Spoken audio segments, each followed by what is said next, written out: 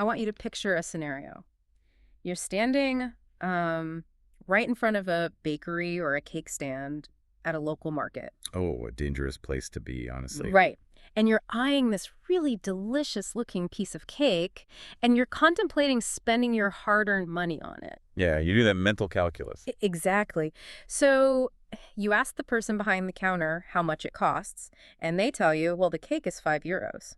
Which is, maybe a bit more than you wanted to spend. Yeah, so you hesitate. Your brain is doing that rapid mental math, weighing the €5 against like your immediate sugar craving and your weekly budget. We've all been there. Right in that split second of hesitation, the seller suddenly adds, oh, and I'll throw in 2 cookies. Immediately, your entire perspective shifts. Suddenly, this feels like an absolutely great deal. I mean, you find yourself pulling out your wallet, handing over the cash, and walking away feeling victorious. But here's the crazy part. The secret to why you just bought that pastry doesn't actually lie in the cake, or the cookies, or even the objective value of your €5. The human brain's valuation of that transaction was completely hijacked by the exact timing of how those words were spoken to you. Wait, really? Just the timing? Yeah, the delivery totally altered your perception of the math. Wow.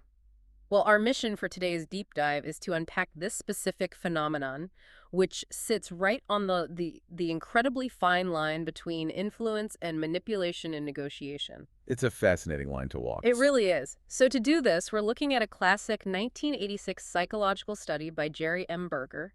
It's titled Increasing Compliance by Improving the Deal.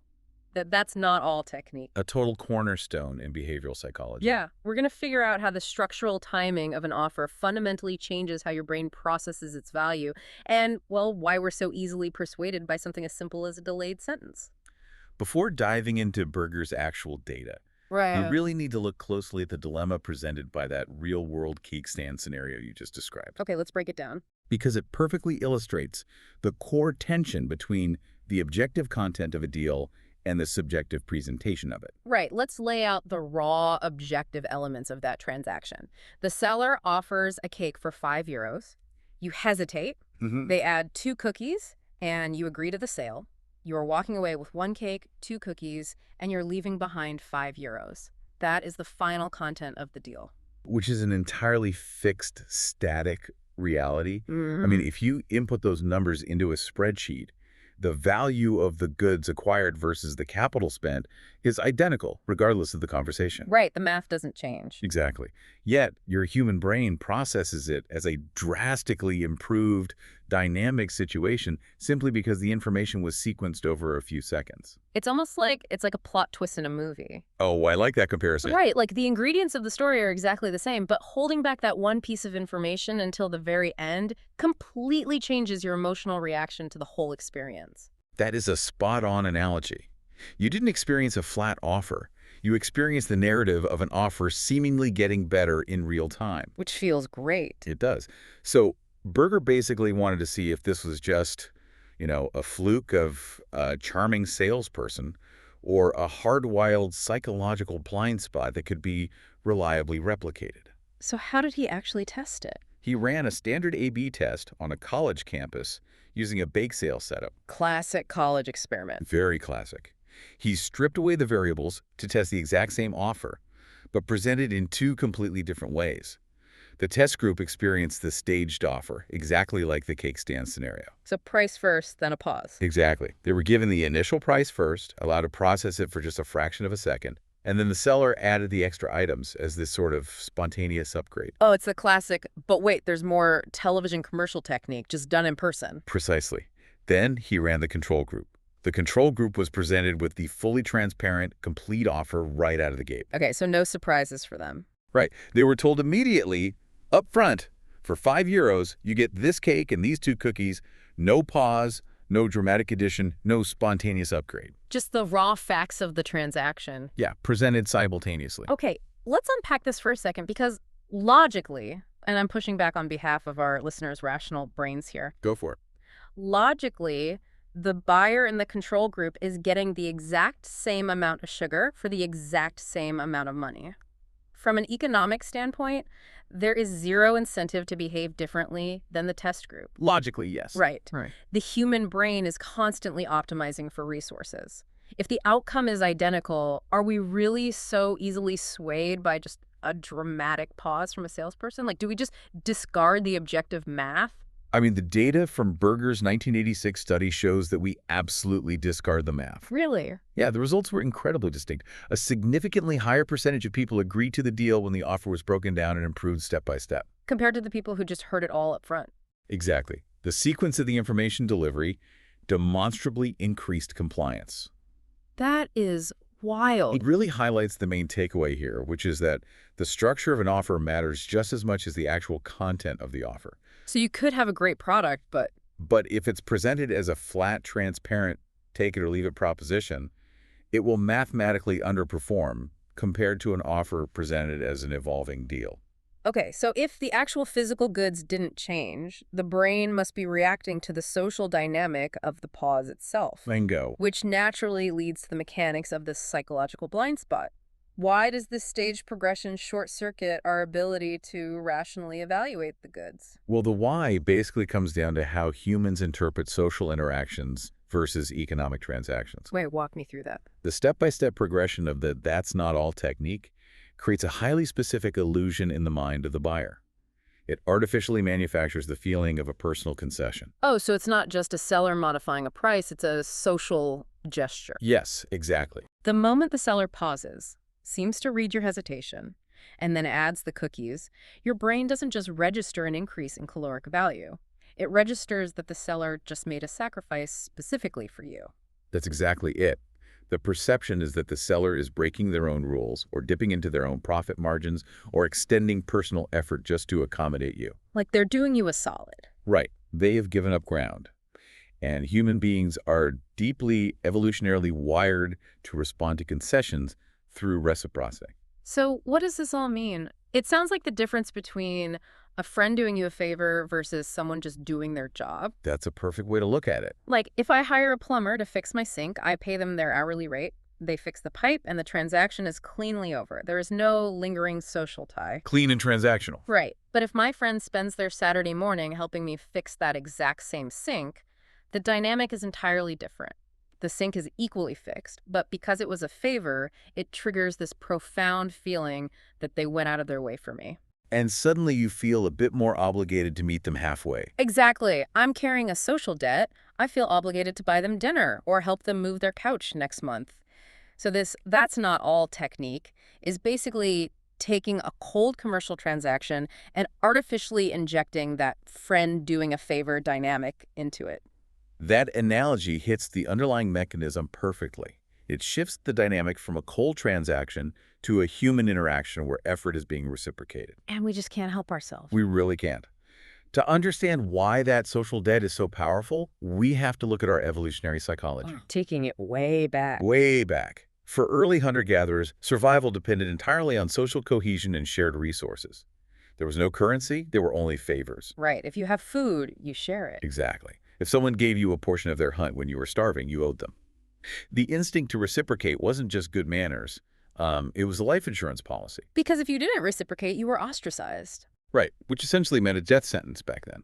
Yeah. And we carry that same hardwired survival-level instinct to reciprocate favors today. So the seller at the bakery is effectively hacking a hunter-gatherer survival instinct. As crazy as it sounds, yes. By staging the cookies as a delayed personal addition, they mimic a sacrifice. And the brain immediately switches tracks from "I am evaluating a commercial transaction" to "I am navigating a social relationship." Exactly. The brain literally suppresses the critical, calculating prefrontal cortex, the part doing the math on the €5, and activates the social obligation circuitry. It just takes a shortcut. Yeah, a heuristic. Doing the objective math requires active cognitive load.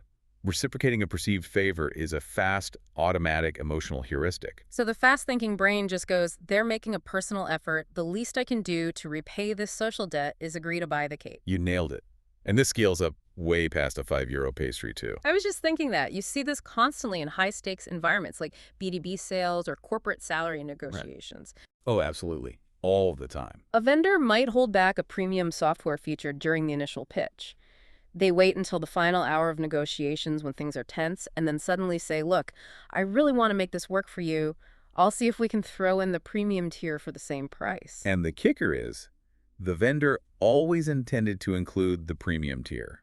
Wow. The cost of that feature to them is negligible, but by staging it as a late-stage addition, they create a massive amount of perceived social value.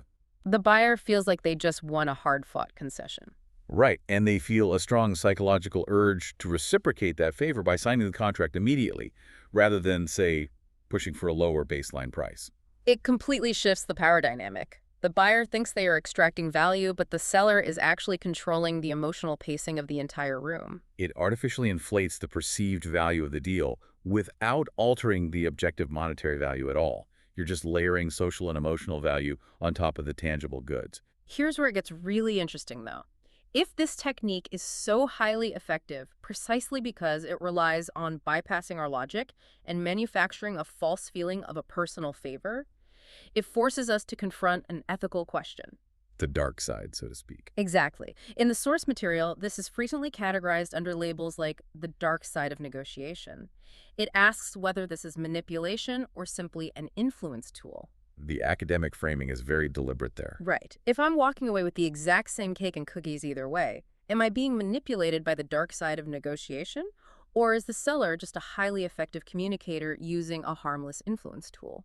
Well, the source is presented as both, honestly. Yeah. It's an impartial look at a tool that has potential dark side applications because of the psychological mechanisms involved. So influence puts the facts on the table in a persuasive order, but manipulation actively hides the true cost or structure until the buyer is emotionally committed. Yeah, the dividing line really often comes down to intent, transparency, and asymmetric information. Because in the cake stand scenario, the information is entirely asymmetric. Exactly. The seller knows their absolute floor price.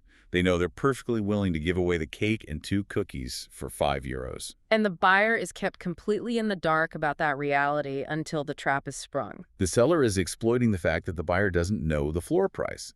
By manufacturing the pause, they trigger the reciprocity heuristic before the buyer's rational brain can catch up. Because the actual cost of those 2 cookies to the bakery is probably, what, about 3 cents? Exactly. But they're getting maximum emotional leverage out of it. But if I walk away with the cake and the cookies, and I was ultimately willing to spend the €5 anyway, am I actually being harmed? I have my pastry. The harm isn't necessarily in the physical outcome. The harm is to your autonomy in the decision-making process. My autonomy. Right. You made the purchase not because you objectively evaluated your budget, but because your behavior was steered by a phantom social debt. Yeah, if you realize later that you only made the purchase because you fell for a scripted theatrical pause, you feel foolish. You feel handled. And that feeling of being handled is exactly why critical thinking is key here. Recognizing that how an offer is structured is a deliberate choice is the only way to protect your autonomy as a buyer. The goal isn't to become deeply cynical of every single salesperson or baker you interact with, right? No, of course not. The goal is to build a mental firewall. When you understand the delivery is tactical, you can spot the technique in real time. You can recognize when perceived value is being artificially inflated. Honestly, once you know the name of the "that's not all" technique, you start seeing it everywhere. Oh, it's everywhere. It's the car dealer who negotiates for an hour and then miraculously throws in the all-weather floor mats just as you're about to walk out. Classic example. Or it's the telecommunications rep who adds a free protective phone case to your upgraded plan after you hesitate on the monthly premium. But recognizing the tool strips it of its power. When the car dealer throws in the floor mats, instead of feeling a rush of social obligation to sign, you can just take a breath. Strip away the narrative of the personal concession and look at the raw data. Exactly. You ask yourself, yeah, is this car plus the floor mats objectively worth this specific amount of money to me? Yes or no? You force your prefrontal cortex back online to do the math. Yes, overriding that automatic reciprocity heuristic. It brings the power entirely back to the buyer. So to summarize what we've unpacked today from Jerry Berger's 1986 research, the "that's not all" technique scientifically demonstrates that the presentation of a deal is just as vital as the deal itself. Without a doubt. By breaking an offer down and artificially improving it step by step, the seller creates the illusion of a personal concession.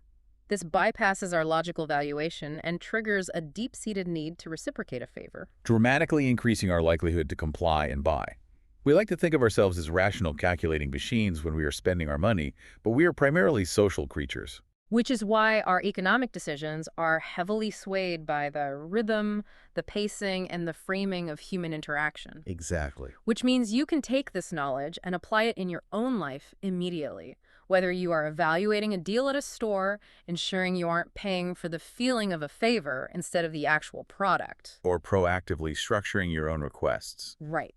If you're negotiating a raise at work, or even trying to get your kids to clean the garage, don't just dump your entire list of demands on the table all at once. Think about the stages. Think about how you can build perceived value by holding back a small strategic concession to throw in at the end. It's such a powerful communication tool. It really is. But before we wrap up, I want to leave you with a final thought to ponder that pushes Berger's findings into the realities of the modern age. Okay, let's hear it. We've established that this technique works because it triggers a feeling of a personal concession from another human being. It requires the illusion that the person across the counter is making a sacrifice for you. But as we move rapidly into an era of online shopping and AI chatbots negotiating our customer service issues, what happens when an algorithm uses the "that's not all" technique on you? Oh, wow. Like the chatbot pauses, shows a little typing bubble, and then offers free shipping. Exactly. If you are chatting with an AI, you know for an absolute fact that a machine isn't making a personal effort. You know a piece of software isn't dipping into its own pocket just because it likes you. There's zero human sacrifice taking place. Right. So if we know a machine isn't making a personal effort, will the trick finally stop working?